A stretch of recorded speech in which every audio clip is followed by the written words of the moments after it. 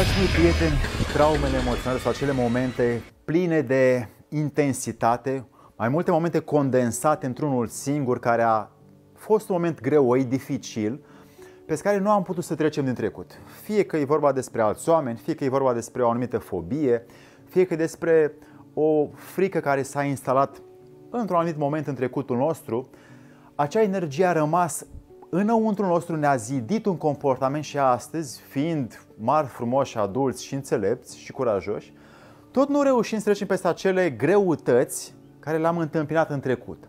Și am rămas uneori blocați în ce ne-a făcut mama, tata, în ce s-a întâmplat cu un vecin, în faptul că ne-a fost frică de apă sau că am văzut un paianjen și a rămas în fobie, în frica de spații închise, de șerpi, de zbor și așa mai departe. Toate aceste momente le-am numit, pentru că așa spune societatea, traume. Aceste traume emoționale ne-au făcut să rămânem blocați într-un eveniment negativ din trecut peste care n-am putut să trecem nici măcar astăzi și să mergem mai departe să facem ceea ce vrem să facem.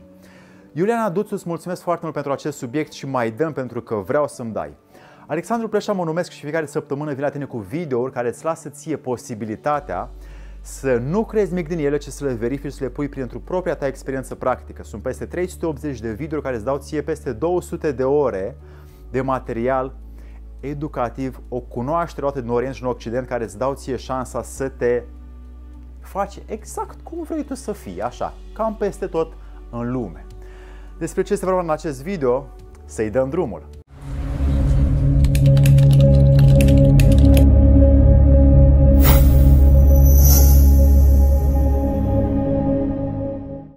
Dragii mei prieteni, traumele emoționale pot fi înlăturate doar dacă facem anumite eforturi să muncim un pic cu noi înșine și să le valorificăm. Aceste traume, spuneam că s-au înscris într-un moment care noi îl numim șoc și a avut o încărcătură foarte mare energetică, niște cuvinte, niște bătăi, niște situații într-un anumit moment și nu am reușit să trecem peste ele. Și după 20 de ani, după câteva săptămâni sau 50 de ani, încă sunt înscrise în trecutul nostru ca o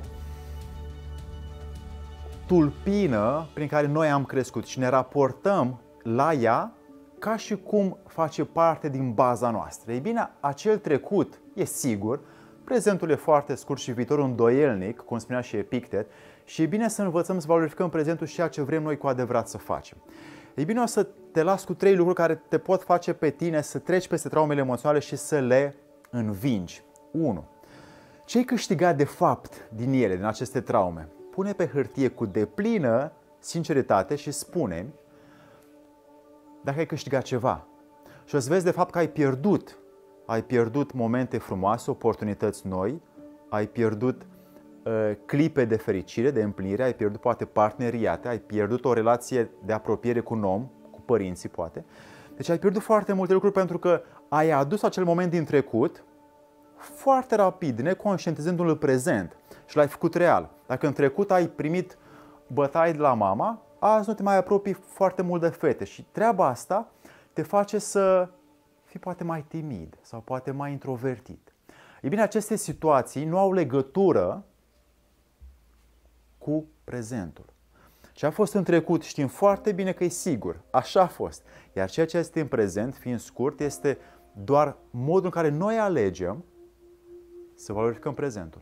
Astfel, căutând să câștigi din prezent ceva, vei vedea de fapt că poți să-ți învingi traumele, făcând exact opusul traumei pe care tu ai trăit-o. Dacă ai avut un șoc cu un șarpe că te-a mușcat sau s-a încolăcit în jurul piciorului tău, e nevoie să înveți cu pași mici să te apropii de el. Când vei fi capabil să faci acest pas mic, încă un pas mic și încă un pas mic, vei deveni cu mai multă voință aproape de a-ți depăși complet spaima, șocul, trauma, de a trece peste această situație negativă din trecut. 2. Poți să vezi oare limitele celor care te-au rănit? Dacă te întrebi și o să vezi că oamenii care te-au rănit în trecut, oricine a fost în jurul tău și te-a impactat emoțional, te-a rănite emoțional, dacă le înțelegi limitele, modul cum ei au gândit și reacționat, o să vezi că de fapt atât au putut să facă. Sunt oameni care atât au reușit să gândească în clipa aia. Fie că ai luat bătaie, fie că ai fost înșelat, mințit, trădat. Acei oameni atât au reușit, n-au putut mai mult. Și văzându-le lor limitele, tu ai șansa să îți refaci acum înțelegerea că oamenii sunt cum pot ei să fie. Atâta sunt limitele lor, nu pot mai mult, nu vor mai mult, nu îi interesează mai mult. Tu înțelegând chestia asta, te vei cunoaște pe tine mai mult, vei înțelege mai mult oamenii și vei aplica cu deplină voință ceea ce vrei tu acum să faci, în clipa în care îți dorești acum să faci. Necontând ce spune cel de lângă tine, necontând că ești judecat, bârfit, apostrofat și așa mai departe. Faci exact ce simți și ce îți dorești și ce vrei. Atunci afli astăzi că fiecare om de lângă tine, el dă exact cât poate să dea. Îți spune cuvintele pe care le știe, situațiile pe care le poate face, emoțiile pe care le poate trăi. Dacă mai mult nu îți dă, înseamnă că mai mult nu știe. Dacă tu ești mai înțelept acolo un pic și prezent, o să-i dai tu lui. Dar pentru că de multe ori n-ai fost, o să primești foarte mult. Și treaba asta te face pe tine să te întrebi: cum pot eu evolua, cum pot eu crește, cum pot să-mi depășesc eu traumele. Da, traumele le poți depăși doar dacă tu te uiți mai mult la tine și alegi să faci cum vrei tu, nu cum au vrut alții. Nu mai gândești cu mintea lor, cu mintea publică, gândești cu mintea ta. Trăiești cu inima ta. Și astfel vei avea foarte mult de câștigat dacă mergi tu și dai. Mergi tu și oferi și te donezi și te dăruiești și dăruiești din ceea ce ai strâns tu. Și atunci tu ești omul cu forță, cu putere, care se duce și trece peste limitele multor alți oameni din jur, pentru că el și-a învins limitele. Și vei fi un exemplu pentru ceilalți. Și 3. Vreau să-mi scrii în coment mai jos un lucru care a fost favorabil, util, din trauma, din șocul pe care tu l-ai trăit. Scriindu-mi asta, eu învăț, pentru că trebuie să-mi dai și tu ceva, despre cum te raportezi tu la acel moment. Relația ta cu acel moment este trauma. Relația ta cu acel moment este șocul. Ca să îndepărtezi șocul, trauma, e nevoie să tai firul dintre tine și acel șoc. Când scrii momentele favorabile și utile pe care tu le-ai trăit din cauza acelor traume, o să vezi că n-ai câștigat nimic, n-ai devenit mai bun, n-ai evoluat prea mult, ci ai fost păstrat într-un fel de cutie a unor limite, a unor convingeri date din societate. Și treaba asta trebuie să văd dacă ți-a fost ție utilă, că dacă ți-a fost utilă, scrie-mi. Dacă încă trăiești în aceste limite, vreau să știu care sunt. Ei bine, aceste 3 modalități de eliminare a traumelor nu sunt de crezut, sunt doar de verificat.